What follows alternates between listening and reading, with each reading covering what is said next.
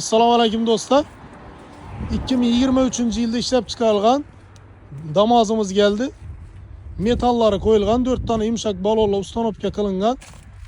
Hozir yana ichine qilingan ishlarni ham ko'ramiz. Yurgan probeklari boshqasi. Xudo xolasa 33 bin kilometr yurgan.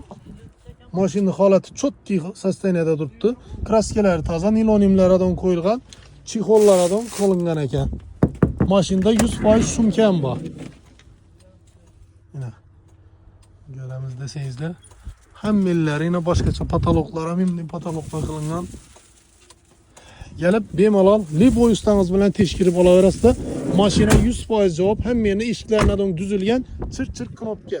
Mashinamiz 81 milyon so'm, 8 milyon so'm bilan kreditga chiqadi, 2 milyon 800 dan tushadi. Kimdir qiziq bo'lsa, Xushnud Avtoda turadi, bemalol gelib xarid qilib olishlaringiz mumkin.